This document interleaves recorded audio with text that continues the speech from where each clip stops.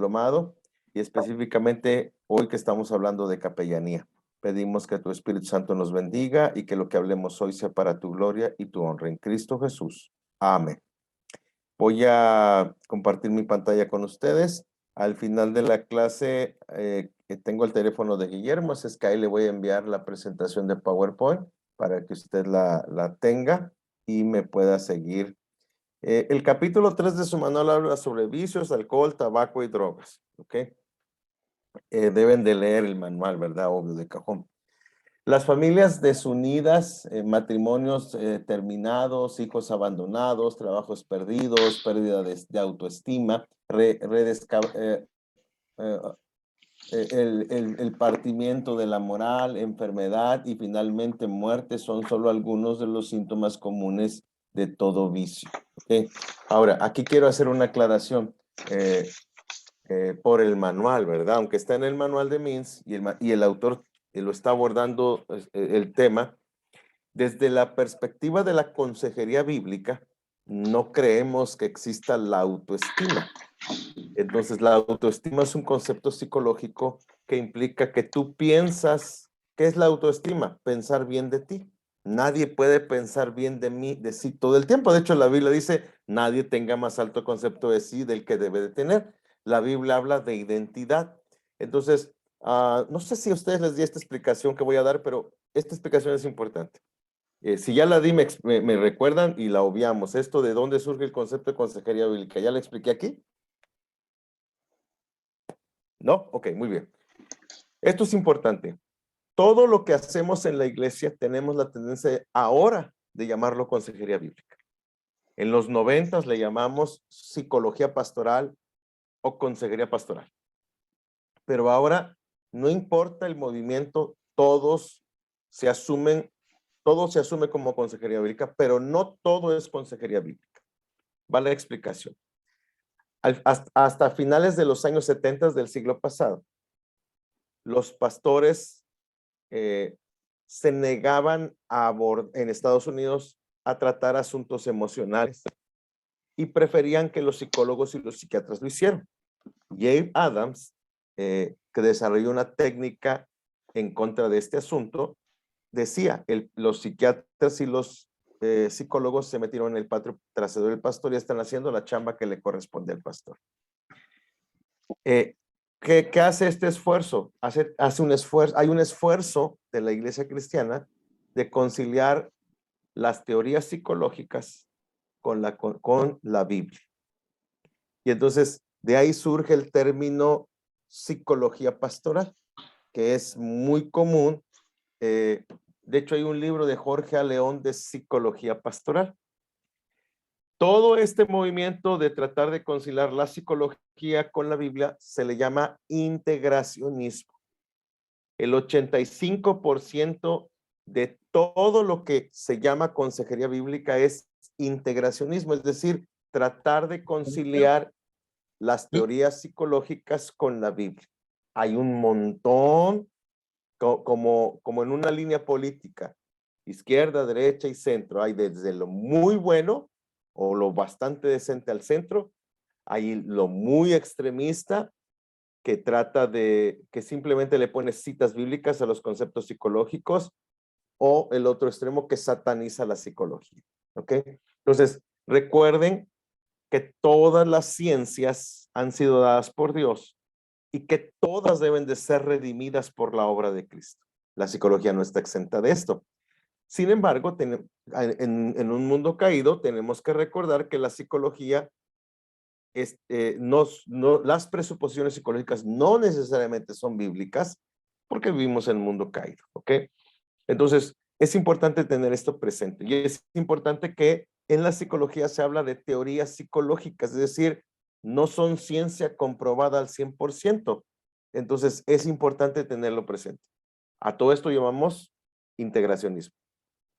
Al finales de los 70s, principios de los 80s, Jay Adams, que asumo que han leído a Jay Adams, se levanta con un movimiento en contra de esto y desarrolla un método que se llama neotético, que es un método de confrontación. Adams dice, los psicólogos y los psiquiatras dicen que la gente está sufriendo y tratan con las emociones y el sufrimiento de las personas, tratando que las personas se sientan bien.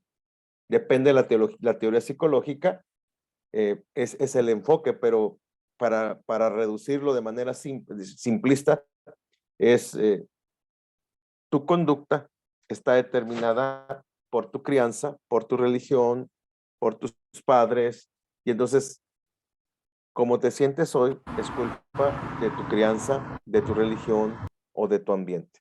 Hay un montón de teorías psicológicas, pero en esencia sería una forma simplista de reducirlo, pero ayuda a entender. Adams dice, los psiquiatras y los psicólogos tienen razón, la gente sufre, pero la razón del sufrimiento es el pecado. Y Adams dice, resolvamos el tema del pecado y desarrolla toda una metodología respecto a esto. Hay un libro muy bueno que no lo tengo yo físicamente ni digitalmente, pero si lo pueden conseguir, se llama Manual de Consejería Cristiana de Jay Adams, donde él desarrolla su metodología e incluso trata problemas psiquiátricos con su método en un hospital psiquiátrico en Estados Unidos y presenta su modelo. A finales de los 90, principios de los 2000, ya en este nuevo ciclo, surge una tercera escuela, alumnos de Adams, en Filadelfia, en Westminster, en el seminario presbiteriano, que se hace llamar Consejería Bíblica. De esta escuela es de la que vamos a hablar en esta tarde. Y desde esta perspectiva, nosotros somos responsables por lo que decimos, por lo que actuamos, por lo que hacemos y por lo que pensamos. No hay un demonio que nos haga pensar mal, hacer mal, sentir mal, actuar mal.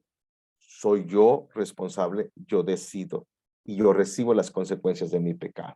Necesito ser transformado y hay una serie de cursos como pacificadores, dinámicas del cambio bíblico, métodos del cambio bíblico, problemas específicos 1 y 2 que abordan el asunto desde una perspectiva bíblica y me parece a mí que es una mejor opción para tratar con los problemas. Entonces, sí, el alcoholismo, el tabaquismo y las drogas son un problema que pueden abordarse desde una perspectiva psicológica, que pueden abordarse desde la perspectiva neotética de Adams, o hay una opción para abordarlo de manera bíblica. Al final del día, es importante que ustedes, como están estudiando un diplomado en consejería, tengan muy claro cuando están leyendo que lo que están leyendo proviene de una de estas tres escuelas. Por ejemplo, esto que es muy famoso en Hispanoamérica, en Argentina, sobre todo ahí cerquita de ustedes, este rollo de sanidad interior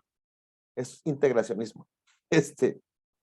Simplemente que no hablan de teorías psicológicas, sino hay de todo, todo este rollo de sanidad interior es lo mismo. Hay extremos y hay cosas bastante rescatables, pero es importante que lo distingan porque termina siendo integracionismo, ¿ok? Son acercamientos desde una perspectiva psicológica, por ejemplo, desde la perspectiva neopentecostal, tú puedes tener un problema con un demonio y el demonio es el culpable de tu conducta. Y lo mismo es desde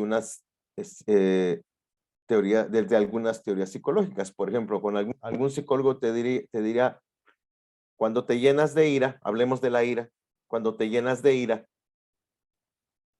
haz ejercicio, practica boxeo, sal a correr, pégale a la almohada, grita, pero no le pegues a tu esposa. ¿Qué diría un pentecostal? Es un demonio, vamos a exorcizarte. El enfoque es el mismo, es decir, hay algo adentro de ti que tienes que sacar para que tu conducta cambie. Entonces, y nos estamos de acuerdo que hay algo adentro, pero no es un demonio y no es algo que tengas que sacar golpeando cosas. Hay un ídolo en tu corazón. Entonces, vamos a hablar de eso hoy. Son perspectivas diferentes, hablando de capellanía y hablando de personas no cristianas. En un hospital o con vicios, como es el tema de hoy, es importante que usted, porque es lo mismo para hablar de depresión, de problemas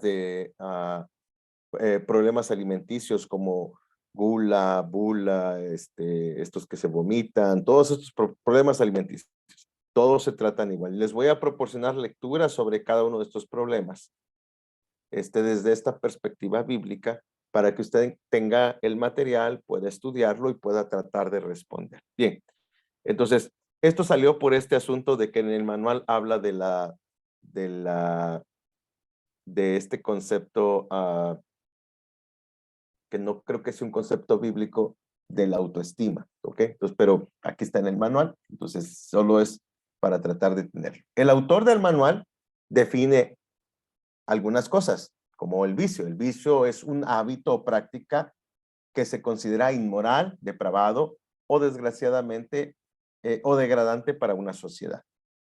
Y entonces, solo vamos a tratar el tema del alcoholismo en esta noche, y los principios que vamos a usar aquí sirven para los otros, aunque les voy a dar específicamente algunas lecturas que voy a preparar sobre cómo tratar desórdenes alimenticios, problemas depresivos, homosexualidad y lesbianismo, algunas cosas, algunos problemas específicos, porque esta es la tarea final. Yo les voy a dar estas lecturas y les voy a dar 5 casos los de estudio. Los 5 casos, pues tú tienes la redacción del caso, no tienes más información. En la vida real, tú recibes la información, te pones a estudiar, presentas el caso bíblico y conforme vas tratando a la persona, vas recibiendo más información. En un caso de estudio es la información que está escrita. Te tienes que limitar a esa información escrita y a las preguntas que se plantean ahí de cómo lo vas a tratar. Yo le voy a dar algo de información, suponiendo que eres un capellán y que estás tratando con estas cosas, ¿ok? Porque vas a tratar con estas cosas. Entonces, eh, entonces es importante. Hablemos entonces del alcoholismo. Aquí seguimos en el manual, ¿verdad? Que ya tienen. El mismo autor define el alcoholismo. Vean cómo lo define el autor. El alcoholismo es una enfermedad que consiste en padecer una fuerte necesidad de ingerir alcohol etílico, de forma que existe una dependencia física del mismo manifestada a través de determinados síntomas que, de abstinencia cuando no es posible la ingesta. Noten la definición, porque incluso en este manual de Mintz, yo no estaría de acuerdo a definirlo de esta manera. Estoy mostrándoles la definición porque define el alcoholismo como una enfermedad y no es la perspectiva de la consejería bíblica. ¿Ok? De ahí que es diferente el asunto. Hay una lecturita de un par de cuartillitas que si me recuerdan, pero apúntenlo y me recuerdan, hay una pequeña lectura de cuál es la diferencia entre la consejería bíblica y marca 5 diferencias. Es importante tenerlos porque la consejería bíblica, por ejemplo, tiene un concepto de las Sagradas Escrituras diferente al integracionismo o a la psicología. Y por lo tanto es importante porque para nosotros las Sagradas Escrituras son norma de fe y conducta y por lo tanto tienen una respuesta. Claro, las Escrituras tratan del tema del alcoholismo y los principios de los que vamos a hablar están ahí.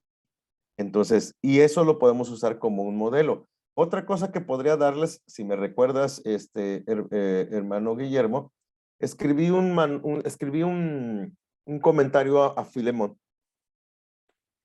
Y como Filemón es muy chiquitito, solo salían 5 capítulos de Filemón. Entonces escribí 2 capítulos de introducción y una conclusión. Un capítulo completo para conclusión. Pero el planteamiento del comentario de Filemón es el siguiente, por eso me interesa que lo lean. Pablo está tratando de resolver un problema. Hay un problema entre Onésimo y Filemón. Y Pablo, aprovechando que va a tratar el problema de Onésimo y Filemón, establece un modelo de reconciliación que puede ser usado para resolver otros problemas, porque el modelo, los principios bíblicos son los mismos. En el caso de Filemón y Onésimo, hay un problema obvio, asumo que todos lo han leído. Pablo en ningún momento habla en contra de la emancipación de Onésimo, no habla en contra de la esclavitud, aunque insiste que entre cristianos no debería de ocurrir. pero no se va a poner a armar una revolución y a que los cristianos se levanten en armas en contra del Imperio Romano para abolir la esclavitud. Eso va a suceder como consecuencia del cristianismo. Lo que Pablo establece es un modelo de reconciliación, y en ese manual yo presento paso a paso los modelos, el modelo, y al final lo presento completo como tal como yo lo veo. Y creo que les puede servir porque me parece que en la Biblia hay un montón de principios bíblicos que podemos utilizar para resolver conflictos, como lo hace Pablo con Onésimo. Y entonces la ventaja de que quede la carta escrita es que yo puedo sacar los principios bíblicos y utilizarlos para resolver problemas laborales, para resolver problemas entre padres e hijos, para resolver problemas con mis estudiantes o con mis maestros o con mis amigos, y los principios son los mismos.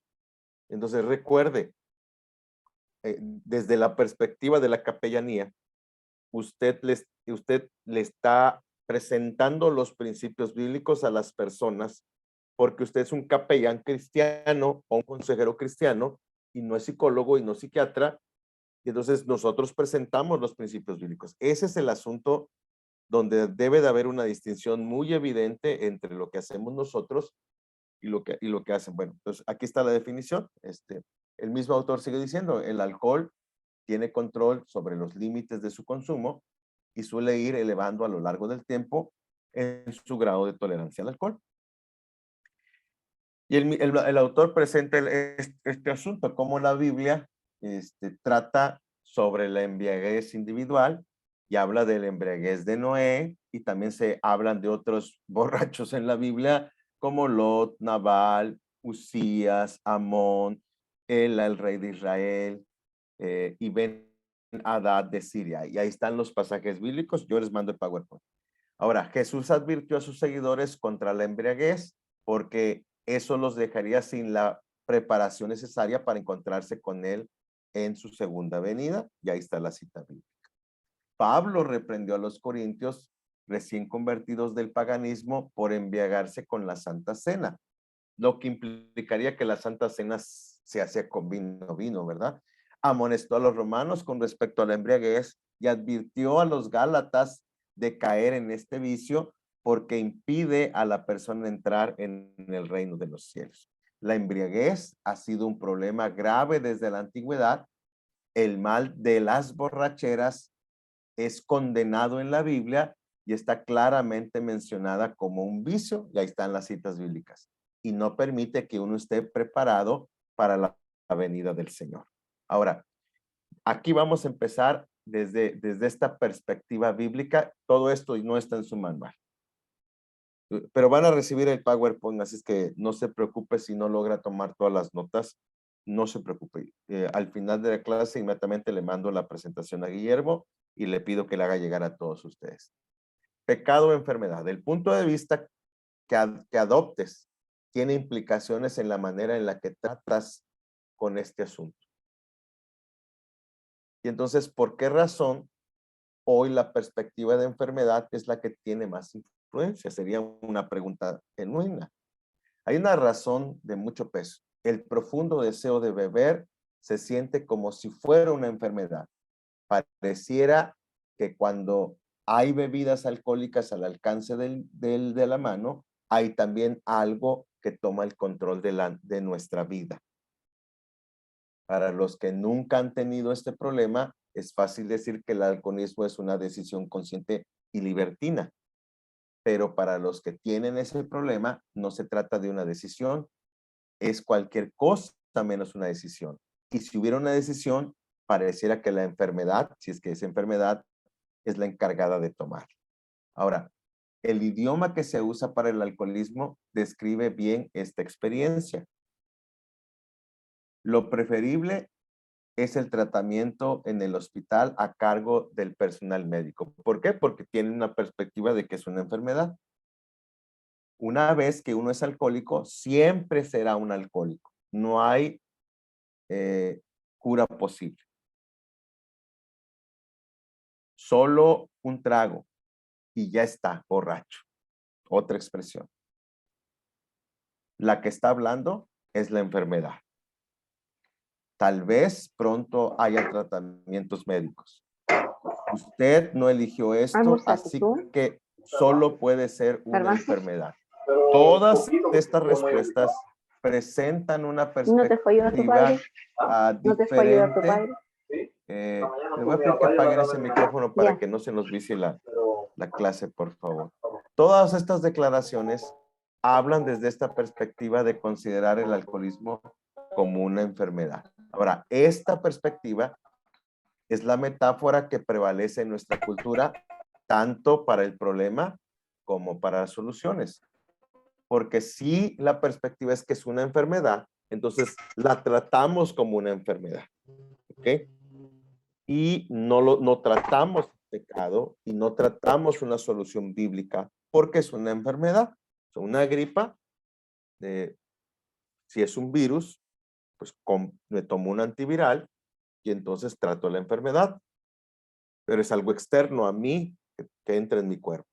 Entonces, esto es importante porque si esa es nuestra perspectiva, la forma de tratarlo seguirá esa perspectiva. Y es importante tenerlo pues presente en lo que nosotros estamos tratando de hacer una distinción. Cuando vamos a la Biblia para ver qué dice sobre las bebidas alcohólicas, hay algo que es difícil debatir. La Biblia siempre afirma que la borrachera es pecado. Los borrachos no heredarán el reino de los cielos. Así que el enfoque de la Biblia habla de las motivaciones y los deseos. Y esto es lo importante de la plática hoy. La Biblia tiene un enfoque muy diferente de cómo nos esclavizamos a las adicciones. Hablemos de alcoholismo, hablemos de drogas, hablemos de tabaco. Si usted no fue alcohólico, no tiene la experiencia, pero seguramente tenemos otros vicios. En vez de explicar el deseo abrumador del alcohol tratándolo como una enfermedad, la Biblia habla de nuestras motivaciones y deseos, fuerzas que con tanto poder pueden llegar a controlar nuestra vida. La Biblia dice que fuimos nosotros quienes en primer lugar elegimos nuestras adicciones y que recién entonces nuestras adicciones nos eligieron a nosotros. Y entonces hablamos de Dios y nuestros deseos. La capacidad que tiene la Biblia para llegar al nudo del problema no termina con hablar de nuestros deseos. La Biblia indica que nuestras tentaciones y codicia tienen que ver con nuestra relación con Dios. Aunque en Alcohólicos Anónimos Dios es parte de los 12 pasos y se le considera una ayuda especial para salir de las adicciones, el mucho beber no equivale a una acción contra Dios. Si dejamos que la Biblia revele las realidades espirituales e invisibles subyacentes en las adicciones, de pronto caemos en la cuenta de que las adicciones son más que conductas autodestructivas. Son violaciones a la ley de Dios, las leyes divinas que nos llaman a evitar la borrachera y la falta absoluta de sobriedad. Romanos 13:13. La ley divina que nos llama a amar a otros, 1 Juan 4:7. Y la ley divina que nos llama a vivir para Él en vez de vivir para nosotros, 1 Corintios 10:31. Esto significa que la adicción está más conectada con la relación de alguien con Dios de lo que está conectada con la biología. La adicción revela nuestra lealtad, nuestra fe, lo que queremos, lo que amamos, a quién servimos, a quién le entregamos adoración. Y este es el enfoque de la Biblia que a mí me sorprende. La Biblia lleva el asunto del alcoholismo al terreno de la adoración. Es decir, hay un Dios al que tú estás adorando, al que sucumbes, sin el que puedes vivir, con el que te sientes feliz, al que necesitas, diferente al Dios vivo y verdadero. Por eso es importante que aunque en el contexto de la capellanía, de una escuela donde tengamos el problema y no sean cristianos, obvio que lo primero es llevarlos a Cristo para que entiendan esta dimensión que estoy explicando en esta noche. Y esto es vital. porque esto va a dar una solución en el fondo al problema. No solo va a cambiar la conducta. Nos lleva a la pregunta crucial entonces. ¿Vivirá usted para una vida para satisfacer sus propios deseos o vivirás para Dios? La idea adicción como enfermedad omite este concepto y en algunos casos hasta empeora el problema. Este es el concepto. Porque entonces hablamos o terminamos hablando de fuerza de voluntad. Usted puede vencerlo. Usted tiene la fortaleza. Necesitamos restaurar su interior para que usted lo venza. O es un demonio, hay que sacarlo para que tú lo puedas vencer. Y entonces es importante esta perspectiva bíblica porque nos pone en el contexto correcto de lo que la escritura señala y no desde esa otra perspectiva que puede empeorar el problema en sí. La Biblia nos obliga a enfrentarnos al lugar que ocupa Dios en las motivaciones que rigen nuestras decisiones. ¿Habrá usted de adorar a los ídolos o a Dios? Desde esta perspectiva, una botella de una bebida alcohólica es uno de los muchos ídolos a los que servimos. Esa bebida se disputa nuestra devoción, así como lo hacen el dinero, el placer, la fama, el sexo, las opiniones de los demás y otros ídolos populares de nuestro tiempo. Como veremos, realidades espirituales detrás de nuestras conductas de adicción, descubrimos que servimos aquello a lo que amamos. ¿Vamos a amar y a servir a Dios o vamos a amar y a servir a nuestros ídolos? Los ídolos existen en nuestra vida porque los amamos. Los invitamos a ser parte de nuestra vida. Pero una vez que los ídolos entran a un hogar, lo quieren gobernar. Y en vez de ser los siervos de nuestros deseos, se convierten en los amos de nuestros deseos. Por eso la Biblia enseña que primero nosotros elegimos la sustancia adictiva, pero después la sustancia adictiva nos elige a nosotros. Yo quiero tomar alcohol y termino yo siendo esclavo del alcohol. Y aquí es donde entra evangelismo explosivo, 4 leyes espirituales, lo que tú quieras presentar, es presentar a Cristo. Cristo es la solución, la obra de Cristo en la cruz del Calvario. Y entonces podemos encontrar una respuesta radicalmente diferente al asunto del alcoholismo. Podemos tener la bendición de servir al Dios Altísimo que nos ama, o tendremos la maldición de ser esclavos de nuestros deseos y los ídolos de que esos deseos simbolizan. ¿Cuál es el engaño del pecado? Que esto es importante. No nos parece que la adicción sea rebelión contra Dios. En realidad, se parece más a una decisión breve y potencialmente reversible para ceder solo un poco a nuestros propios deseos. Pero la palabra pecado nos recuerda que no es un desliz pequeño o temporal. Nos recuerda que amamos nuestros deseos, es decir, nuestros ídolos, y que elegimos cosas que van en contra de Dios. El pecado se parece a una enfermedad, pero esta experiencia no hace que las adicciones dejen de estar en la esfera del pecado. En realidad, ilustran la naturaleza de nuestro pecado. En el pecado hacemos cosas que no queremos hacer. En la naturaleza, esa es la naturaleza del pecado. El pecado es obstinado. ¿Por qué nos resulta tan difícil vencer esa lucha? Porque somos pecadores. Y como pecadores somos calculadores, astutos y además estamos fuera de control. Esto explica una de las razones por las que no puedo identificar, por la que me puedo identificar con las luchas de un adicto. Yo sé cómo se siente uno al cometer y volver a cometer un acto pecaminoso. Puedo sentirme culpable por mi pecado, confesarlo y luego ir y volver a hacerlo. Ni las drogas ni el alcohol nos convierten en adictos, sino sencillamente revelan y se apegan a todo lo que ya está en cada corazón. Y ese es el punto esencial. ¿Qué decir de Alcohólicos Anónimos? Alcohólicos Anónimos ha sido útil para mucha gente. Proporciona la oportunidad de dar cuenta de nuestras acciones, ofrece entendimiento recíproco en un ambiente donde nadie es juzgado y además provee un gran apoyo para muchos. Sin embargo, no se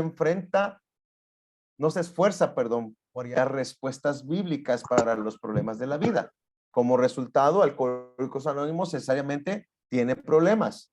Uno de los problemas es que es la perspectiva de la enfermedad que nos permite, que no permite que nadie toque el fondo del problema.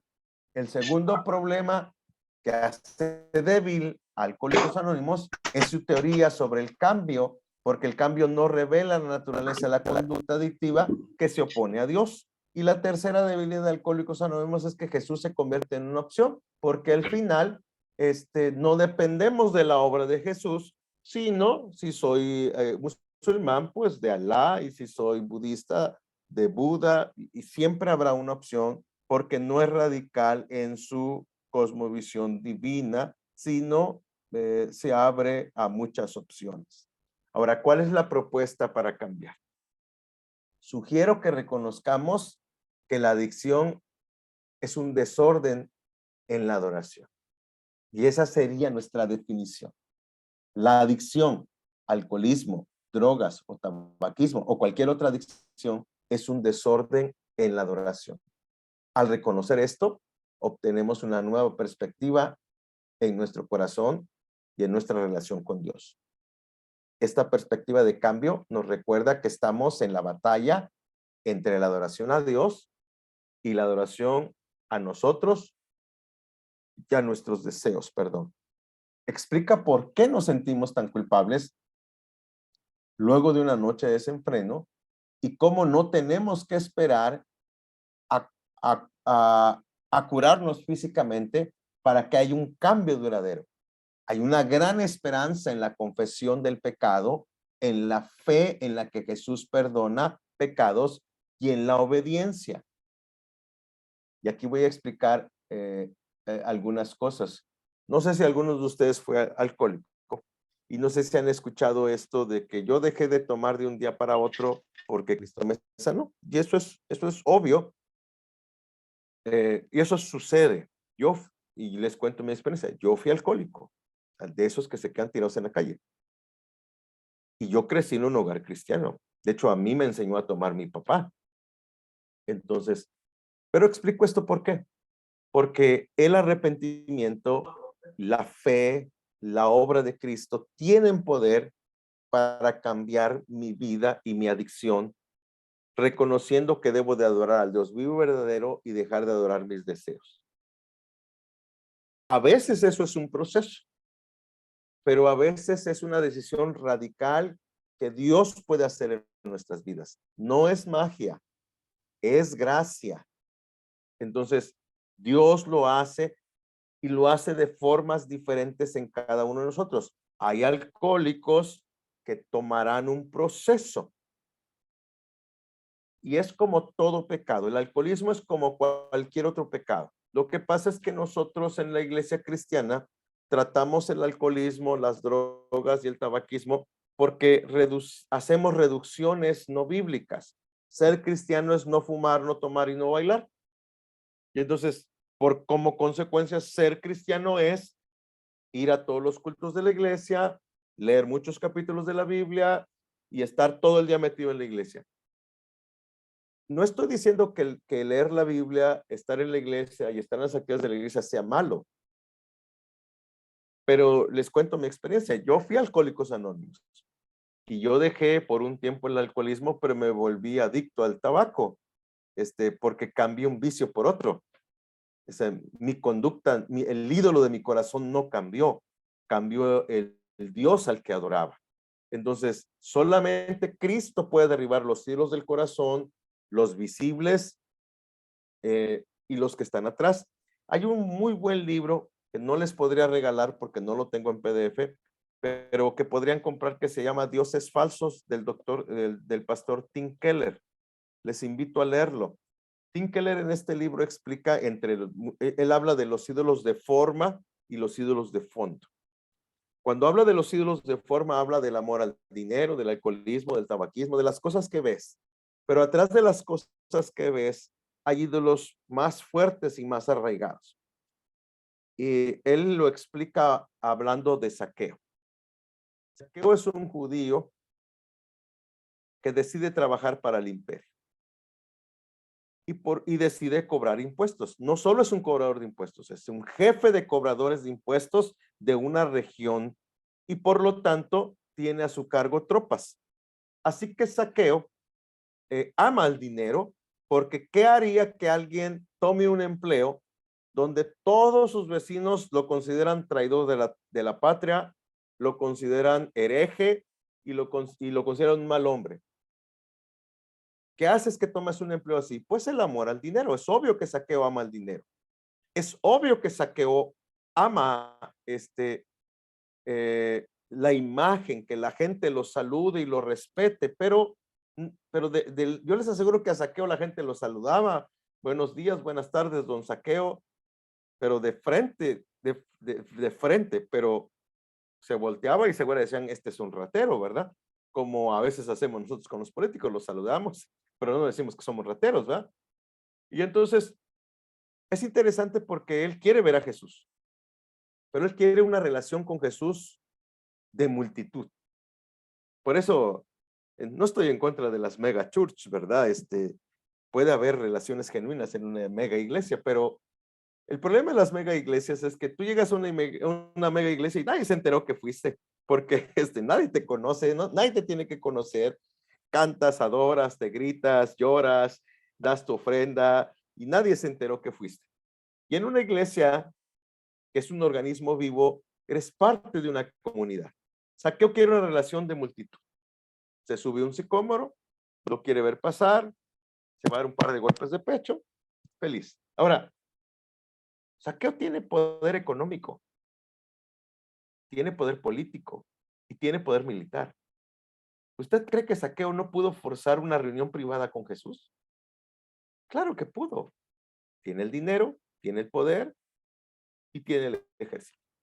Sin embargo, prefiere una relación de multitud que no implique un compromiso, porque quiere seguir amando el dinero, amando el poder y amando la posición.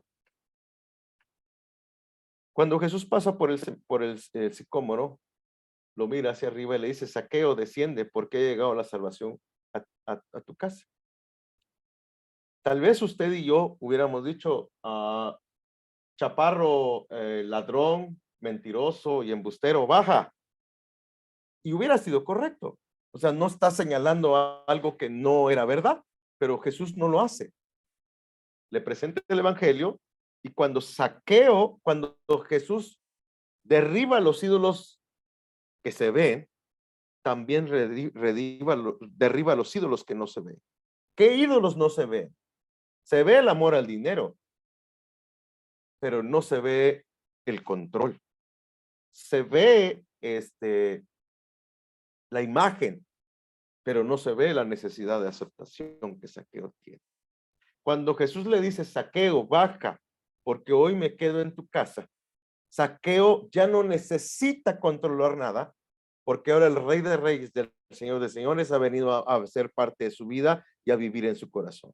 Zaqueo ya no necesita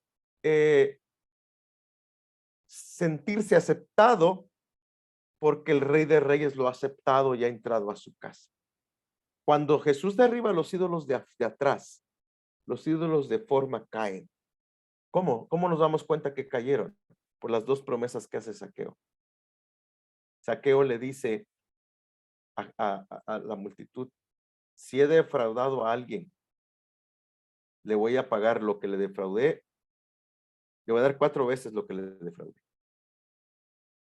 La ley de Moisés dice que él tenía que dar, que si él robaba, tenía que pagar lo que robó y el 20% de lo que robó. Pero Zaqueo está ofreciendo lo que robó y 300% más. ¿Por qué? Porque la gracia cumple la ley y más. Por eso cuando la gente dice, pues es que yo no voy a dar mi diezmo, es que si tienes la gracia deberías dar tu diezmo y más. Es asunto para atrás. La segunda promesa, le voy a dar la mitad de mis bienes a los pobres. La ley de Dios pide que des tu diezmo. El 50% de todos sus bienes es mucho más que su diezmo, porque la gracia cumple la ley y más. Y entonces Zaqueo no necesita ni dinero, ni imagen, pero tampoco necesita control, ni aceptación, porque Dios lo acepta. Yo lo debo tener esto así como en un sermón, es que me lo piden si lo busco y se los mando, pero existe el libro, ¿verdad? Hay un libro sobre que Tim Keller explica estas cosas y me parece muy acertado. Recuerden que estamos hablando de alcoholismo, o estamos hablando de cualquier otro vicio. Hay vicios diferentes al alcoholismo. Por ejemplo, las redes sociales hoy son una adicción. ¿Cuánto tiempo pasan las personas con un telefonito? Y yo tengo el himnario de mi iglesia hay una aplicación para el himnario de la iglesia, hay Biblias con aplicaciones, es muy útil hoy. Pero ¿cuánto tiempo pasamos viendo videos, viendo TikTok, viendo Instagram, viendo Facebook? No estoy diciendo que no lo vean, no estoy satanizando. El punto es que a veces pasamos más tiempo ahí que edificándonos en la palabra. Y eso se puede convertir en una adicción. ¿Ok? Entonces hay que tener cuidado con eso porque hay muchas adicciones. Chisme, murmuración, la gula. Hay muchas adicciones que no las señalamos porque las toleramos en la iglesia, pero sí señalamos el alcoholismo, el tabaquismo. Y entonces el mundo está caído, el mundo está adorando dioses ajenos y el mundo necesita adorar al Dios vivo y verdadero. Desde la perspectiva de la clase de capellanía, ¿verdad? Entonces, regresemos a la presentación. Entonces, volvamos a definir el proceso de cambio, porque esto es esencial. Una vez que se reconoce el problema y una vez que se reconoce como el problema, como un problema en la adoración, habrá nuevas facetas y nuevas perspectivas en el proceso de cambio. En primer lugar, conocer a Dios se convierte en nuestro objetivo más importante. Después de todo, si la raíz de nuestro problema con la adicción es el problema en la adoración, necesitamos aprender a ser el verdadero objeto, a conocer el verdadero objeto de esa adoración, es decir, a Dios, y eso lo conocemos con la palabra. Descubrirá que habrá un interés más profundo de su parte o de la persona que está en adicción de hablar las verdades. Dios es Dios, el Dios de la verdad. El idioma de la Biblia habla el idioma de la verdad. Y entonces estas preguntas son preguntas que podemos usar con la gente con la que trabajamos. ¿Acaso la mayoría de las adicciones no van acompañadas por mentiras que van metidillas a grandes engaños? ¿Acaso los adictos en algún momento no han engañado utilizando subterfugios? ¿O no han hecho creer cosas que en la realidad no son ciertas? ¿No han cambiado el tema? ¿No han justificado o echado las culpas?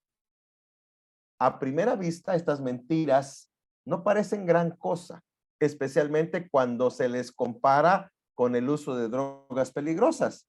Son simplemente encubrimientos, maneras en las que los adultos se autoprotegen de las acusaciones de otros. Sin embargo, la perspectiva bíblica indica que las mentiras nos dañan, que son pecados contra otros y pecados contra Dios. La solución es hablar el idioma de Dios, el idioma de la verdad. Esta es la forma en la que podemos adorar al verdadero Dios. Y entonces entramos en esta cuestión de la fe y el perdón. Juntamente con la verdad sobre nosotros, debemos conocer la verdad de Dios. Específicamente debemos saber que Dios odia el pecado, pero que de manera gratuita ofrece gracia y perdón a los pecadores que dejan el pecado. En resumen, Jesús al morir por los pecados y resucitar de los muertos es el centro del cambio.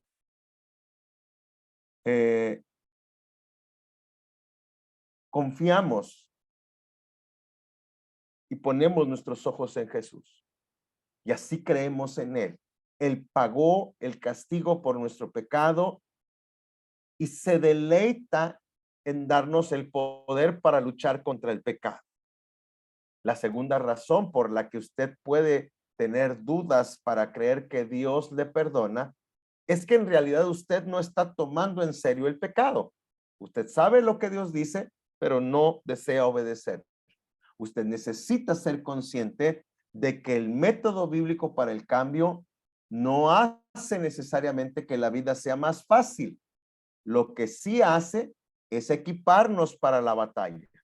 Cambiar quiere decir hacer cosas que no resultan naturales, como amar a otros, abandonar nuestro orgullo, decir la verdad y batallar con nuestros deseos. La abstinencia es una guerra, pero la guerra es muy singular. El arma más prominente que el adicto puede tener es la confianza y el amor por Jesús, que deben de ir en aumento de manera progresiva. Y entonces les voy a explicar un ejercicio que explico en Pacificadores, pero que resume todo lo que hemos hecho. Y es un ejercicio que usted va a recibir el PowerPoint, pero que yo lo hago con las personas con un ojo en blanco. Agarro un hoja en blanco, dibujo un círculo y luego dibujo como una loma que baja. En este caso no logré dibujar la loma, pero imagínenla. Y entonces le digo a las personas, vamos a ver dónde está tu corazón, por qué está cautivo.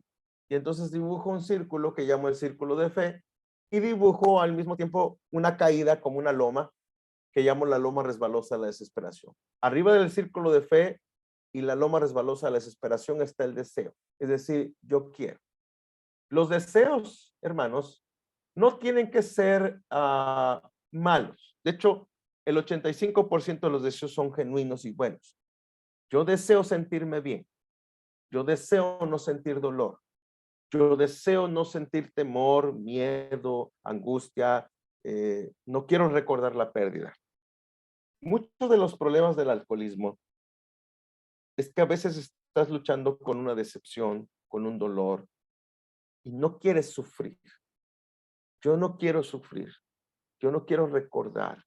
Yo no quiero esto. Y el alcohol es el alcohol, las drogas en general son salidas fáciles para olvidarse temporalmente. La primera vez que tomas y te olvidas de algo, se siente bonito. Si tomaste poquito, hasta ni cruda puede darte. Los que fueron alcohólicos saben de la cruda, ¿verdad? O la resaca. Entonces, el deseo no tiene que ser malo. Yo me quiero sentir bien. Yo no quiero sentir temor. Yo no quiero sentir miedo. Yo no quiero sentirme como me siento. Y entonces el alcohol me hace sentir bien. Y entonces vamos a bajar por la loma resbalosa de la desesperación para que vea el proceso que hace el pecador. Yo no quiero sentir miedo. Yo no quiero sentir temor. Y el deseo lo convertimos en una demanda. Yo tengo que no sentir, y tomando alcohol o drogándome no siento. Yo no quiero sentir. La demanda la convierto en una expectativa.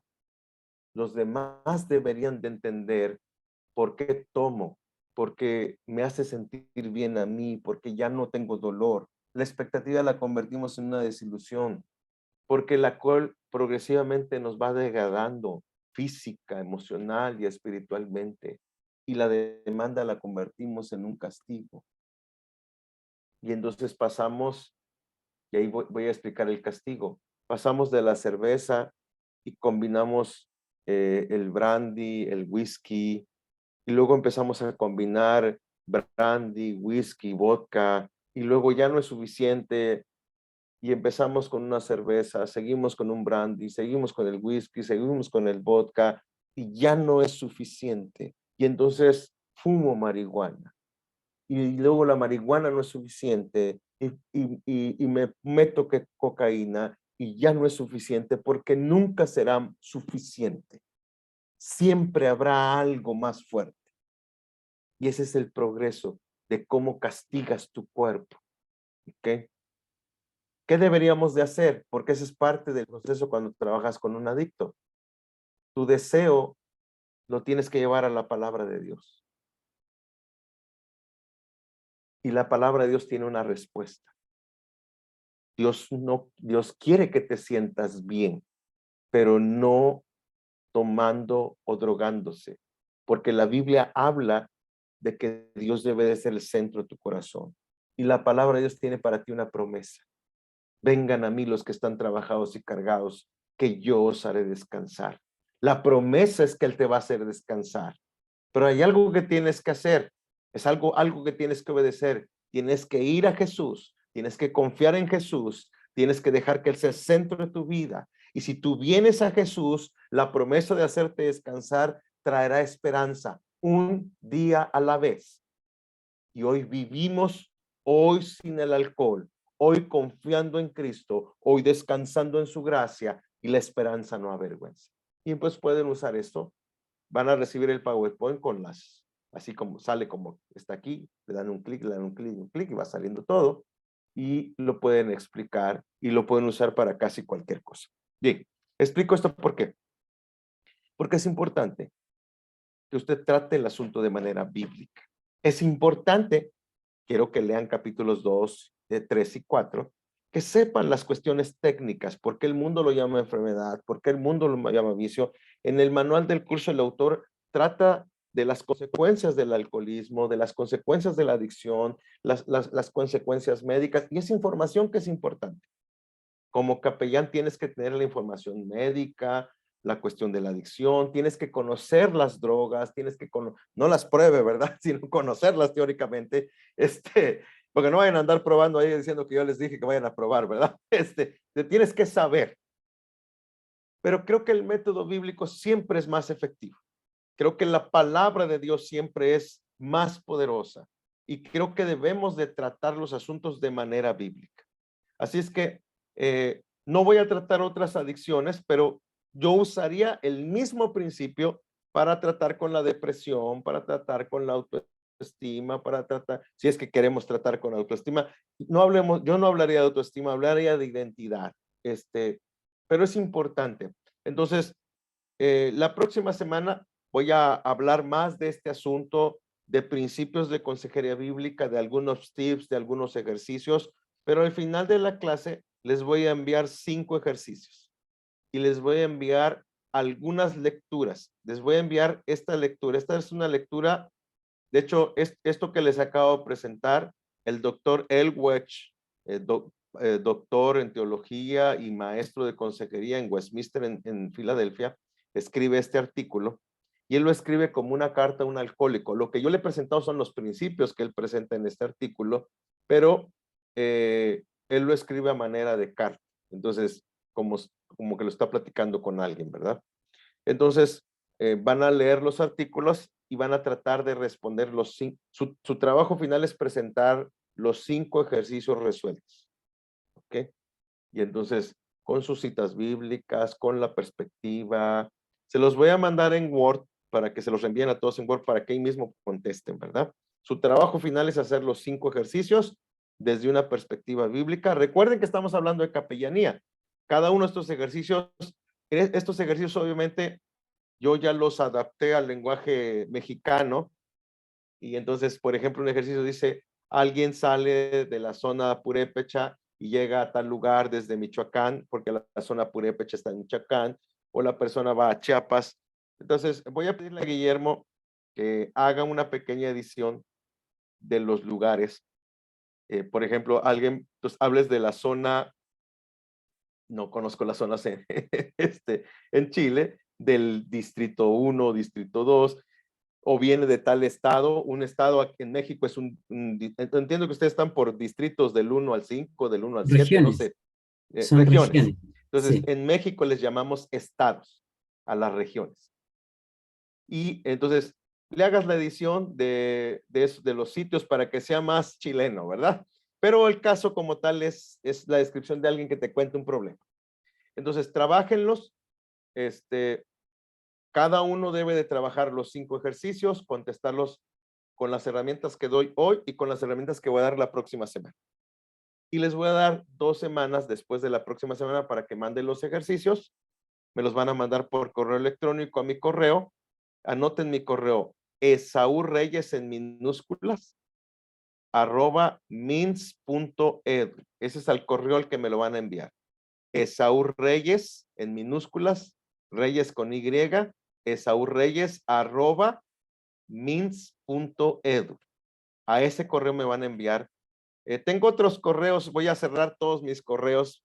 Solo me voy a quedar con un correo personal que es esaureyes03@gmail.com. Y todo lo que tenga que ver con MINS, voy a usar ya este correo, esaurreyes@mins.edu. Entonces, importante que me mande la tarea. Vamos, la próxima semana ponemos una fecha límite para entregar la tarea.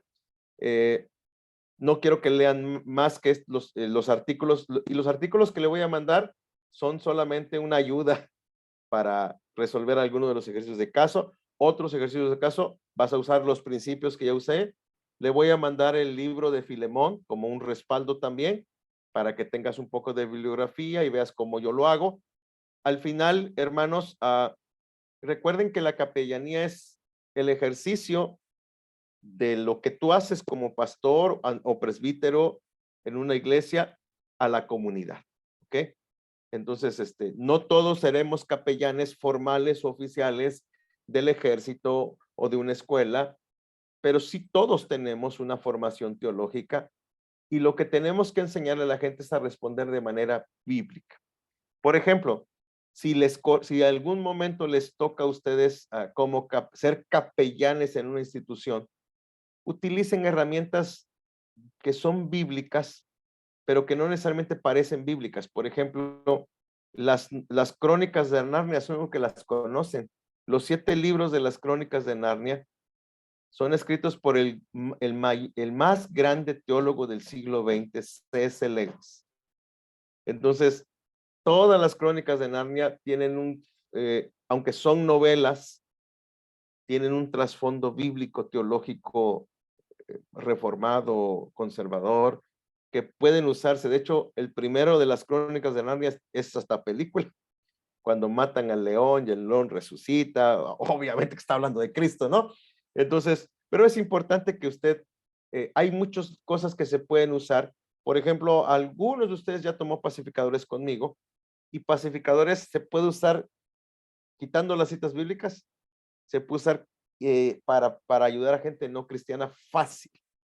Yo lo uso en escuelas, en empresas. Obviamente no puedo citar la Biblia, pero hay formas elegantes de citar la Biblia. Un autor del siglo VIII antes de Cristo dijo, citas la Biblia, o sea, si la tienes que citar, es muy fácil hacerlo. Solo quienes son cristianos se dan cuenta que está citando la Biblia, ¿verdad? Los no cristianos que nunca la han leído ni se enteran. Bien, entonces, esta es la conferencia del día de hoy. Vamos a terminar con oración. Al final de la clase voy a mandar el PowerPoint, este PowerPoint para que lo tenga Guillermo y se los pueda enviar a todos. Voy a enviar los ejercicios. Le voy a pedir a Guillermo que le eche una editadita de los lugares para que no suene tan mexicano, sino suene un poco chileno. Y después de eso oramos. Antes de orar, si quieres ya parar la grabación.